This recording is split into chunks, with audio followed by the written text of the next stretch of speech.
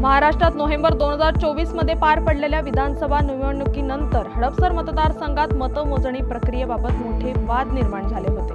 राष्ट्रवादी काँग्रेस शरद पवार पक्षाचे उमेदवार प्रशांत जगताप यांनी मतमोजणीत अपारदर्शकता असल्याचा ठपका ठेवत पुन्हा मतमोजणीची मागणी देखील केली होती। सर्वोच्च न्यायालयाने या प्रकरणात महत्त्वपूर्ण निकाल देत प्रत्यक्ष मतदानाची मोजणी करण्याचे आदेश दिले असून ही मोजणी 25 जुलै ते 2 ऑगस्ट दरम्यान भोसरीतील गोडाऊनमध्ये होणार आहे।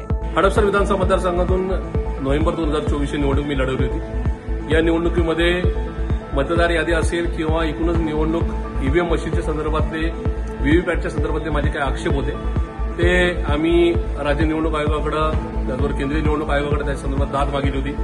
गेल्या वर्षी त्याच्यातल्या संशयास्पद असणाऱ्या 27 मशीनचे पैसे साधारण 12,74,000 रुपये आम्ही भरले होते। पण त्यानंतर निवडणूक आयोगाने या मशीन्स मोजल्या जातील पण त्या मॉकपोल करून म्हणजे पूर्वीचं मतदान इरेज करून ते मोजलं जाईल अशा प्रकारे आम्हाला पत्र दिलं होतं। त्या संदर्भात आम्ही आक्षेप नोंदवला। काही लोक सुप्रीम कोर्टामध्ये गेले आणि त्याच्यानंतर आता आम्ही जे म्हणणं मांडलं होतं त्याच्या संदर्भातला एक निकाल लागलेला आहे। त्यानुसार येणाऱ्या 25 जुलैपासून म्हणजे येणाऱ्या शुक्रवारपासून आमच्या हडपसर विधानसभा मतदारसंघातल्या 27 मशीनची मोजणी होणार आहे। याच्यामध्ये जे मतदान आमचं ईव्हीएम मध्ये नोंदवलं ते असेल, व्हीव्हीपॅट असेल, हे आमच्यासमोर मोजलं जाणार आहे।